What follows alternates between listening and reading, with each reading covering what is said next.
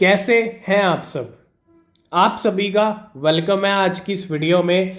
I hope आप सब अच्छे होंगे और मज़े में होंगे। और क्रिप्टो मार्केट भी अगर आप देखोगे, कल और आज का जो दिन रहा है ना, वो एक स्टेबल वाला दिन रहा है ना। बिटकॉइन थोड़ा सा यहाँ पे स्टेबल हो चुका है। 20,000 तक लेवल नीचे चले गए थे, अभी जो है 20,400 500 तक लेवल आए हैं फिर से। और जैसा कि हमने आपको कहा था कि बिटकॉइन में आपको फिर से ऊपर के लेवल दिख सकते हैं, और वैसा बिटकॉइन परफॉर्म कर भी रहा है ना। अगर आप देखो, पूरा पूरा 20,000 का यहाँ पे जो है लो हिट किया है, और 20,600 तक के हाई भी हैं बिटकॉइन के। तो 20,400 जो है अभी यहाँ पे प्राइस चल रहा है बिटकॉइन का। और हो सकता है कि आपको फिर से जो है $21,000 बिटकॉइन दिखा दे, लेकिन वो भी थोड़े टाइम के लिए दिखेगा, क्योंकि नवंबर मंथ स्टार्ट हो रहा है। देखो, नवंबर मंथ से डरना नहीं है। जो एफओएमसी की मीटिंग होने वाली है और जो सीपीआई डेटा आने वाला है, बहुत सारे लोग ना पैनिक हो जाते हैं। पैनिक नहीं होना है, बस समझना है, चीज़ों को देखना है। ठीक है। बिना उसके आप यहाँ पे ट्रेड ले रहे हो, कुछ भी कर रहे हो, तो फिर गलती कर रहे हो। नवंबर का जो मंथ है वो बहुत ज़रूरी है ना। तो जो भी एफओएमसी की मीटिंग होगी उस टाइम पे मार्केट पॉजिटिव रिएक्ट भी कर सकता है। ज़रूरी नहीं है हर मीटिंग पे नेगेटिव रिएक्शन हो, है ना।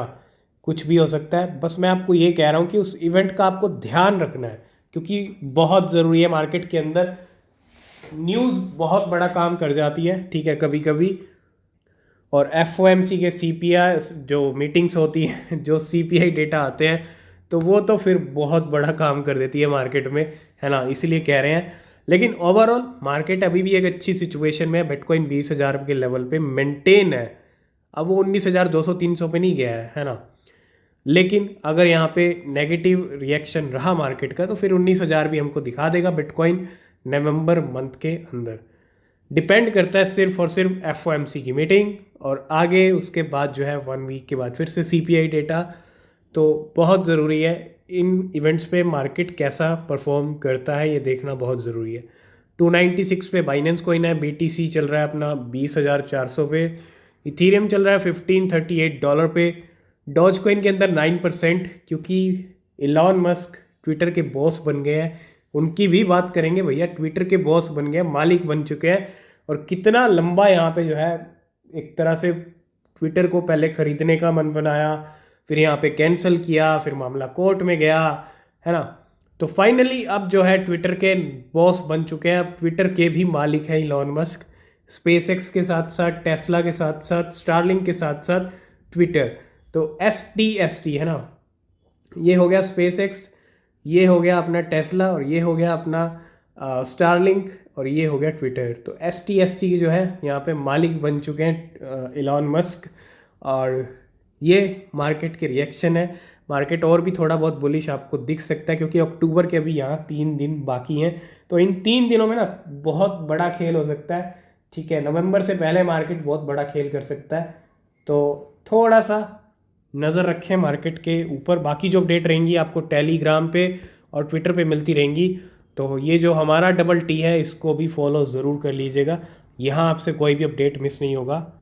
तो सबसे पहले ट्विटर की बात करेंगे। और ट्विटर पे अगर आप देखोगे यहाँ पे क्या सपोर्ट, क्या जो है यहाँ पे ट्रेंड हो रहा है। अगर आप देखो यहाँ पे जो ट्रेंड हो रहा है वो हो रहा है बाइनेंस VRA। ये जो है ट्रेंड हो रहा है। और VRA क्या है, VRA के बारे में बात करेंगे और ये क्यों ट्रेंड हो रहा है। अब ट्रेंड होने का रीज़न एक यही है कि बाइनेंस के जो CEO हैं, CZ बाइनेंस, उन्होंने यहाँ पे फॉलो किया है वेरासिटी को, है ना। VRA कॉइन मार्केट के अंदर है, हमने पहले भी VRA के बारे में बात किया है। अब ये चीज़ यहाँ पे जैसे ही फॉलो किया, तो भैया लोगों ने बस ट्रेंड शुरू कर दिया कि अब VRA कॉइन जो है वो बाइनेंस के ऊपर लिस्ट होने वाला है। तो ट्रेंड भी इसलिए हो रहा है। अगर आप रीज़न देखोगे यहाँ पे, लोग कयास क्या लगा रहे हैं कि बाइनेंस VRA ट्रेंड करने का रीज़न ये कि VRA जो है, veracity coin, VRA coin Binance के ऊपर लिस्ट हो सकता है। इसीलिए बाइनेंस CZ ने जो है फॉलो किया है वेरासिटी को। और हो भी सकता है, इस चीज़ को हम डिनाई भी नहीं कर सकते, है ना। अगर फॉलो किया है तो डेफिनेटली बाइनेंस CZ यहाँ पे कुछ ना कुछ कर सकते हैं वेरासिटी कॉइन को लेके। और VRA कॉइन की क्या परफॉर्मेंस है उसके बारे में भी हम थोड़ा जान लेते हैं। तो ये है वेरासिटी का करंट चार्ट। अगर आप देखो, जब से ये ट्रेंड होना शुरू हुआ है ना, तो इस कॉइन का अगर आप देखो प्राइस यहाँ से नीचे ज़रूर आया, लेकिन फिर से ऊपर जाना शुरू हो गया है ना। तो 0.33 पे इसका प्राइस चल रहा है। एक टाइम था जब रुपीज़ की लाइन में चलता था पिछले साल, है ना, और अभी बहुत नीचे आ चुका है। तो बहुत अच्छा खासा डिप के अंदर मिल रहा है और फ्यूचर में काफ़ी अच्छा कर सकता है वेरासिटी। अगर आप कहेंगे एक डेडिकेटेड वीडियो आए वेरासिटी के ऊपर, तो हम ज़रूर लेके आएंगे, कमेंट ज़रूर कीजिएगा। और 0.00040 पे जो है इसका डॉलर में प्राइस है। नीचे के नंबर कोई ज़्यादा शानदार नहीं है। अगर हम इसका ऑल टाइम हाई देखें तो 6 रुपीज़ का है, जो कि इसने लगाया था यहाँ पे 1 नवंबर 2021 को। 94% वहाँ से डाउन चल रहा है। ऑल टाइम लो लगाया इसने 2021 फरवरी मंथ के अंदर, और अपने ऑल टाइम लो से ये सिर्फ 128% ही ऊपर चल रहा है अभी। सप्लाई की बात कर लें, 10 मिलियन की सप्लाई है इसकी, ठीक है। तो अगर बाइनेंस पे लिस्ट होगा VRA, ठीक है, हो भी सकता है और नहीं भी हो सकता, टाइम भी लग सकता है, लेकिन यहाँ पे फॉलो किया है तो लोग यहाँ पे ट्रेंड कर रहे हैं कि वेरासिटी अब लिस्ट हो सकता है बाइनेंस के ऊपर। तो अगर आप देखोगे यहाँ पे दो चीज़ें और ट्रेंड हो रही हैं यहाँ पे। अगर आप देखो डॉज कॉइन ट्रेंड हो रहा है, क्योंकि ट्रेंड होने का रीज़न क्लियर है कि CEO ऑफ ट्विटर जो है यहाँ पे ये भी ट्रेंड हो रहा है। नए जो मालिक हैं वो ट्विटर के बन चुके हैं, इलॉन मस्क मालिक बने हैं। तो डॉज कॉइन में भी अच्छी रैली हमको देखने को मिल रही है कल से ही, है ना।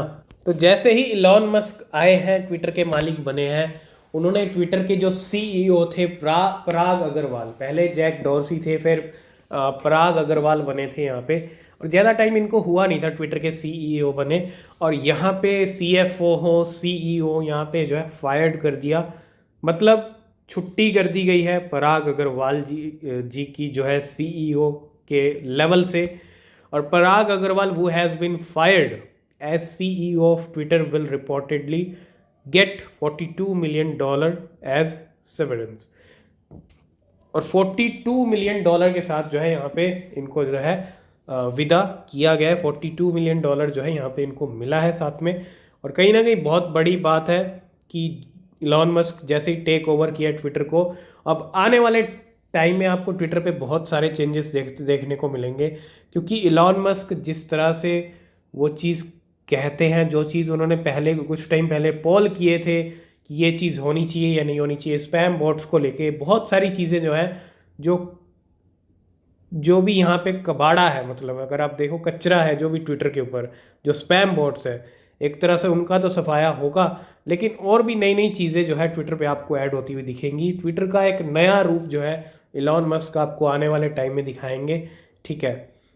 तो हमारी तरफ से भी बहुत बहुत मुबारक इलॉन मस्क को फॉर द ट्विटर बॉस, क्योंकि पूरी तरह से बॉस बन चुके हैं। 4 कंपनी के यहाँ पे जो है मालिक हो चुके हैं। वैसे तो और भी हैं, लेकिन अगर आप देखो जो बड़ी बड़ी कंपनीज हैं, SpaceX हो गया, इसके अलावा टेस्ला यहाँ पे, और स्टारलिंक भी इस लिस्ट के अंदर है, और ट्विटर भी इस लिस्ट में आ गया। तो कहीं ना कहीं $44 बिलियन में फाइनली अब जो है इलॉन मस्क मालिक बन चुके हैं ट्विटर के। अब इलॉन मस्क मालिक बन चुके हैं तो डॉज कॉइन कैसे पीछे रहेगा। लेकिन एक सबसे बड़ा बेनिफिट अगर आप देखो, 7 रुपये पे जिस डॉज कॉइन को हम 0.06 की रेंज में देखते थे, 6.9 6.7, उस रेंज से उठ के 0.087 पे आ चुका है डॉज कॉइन।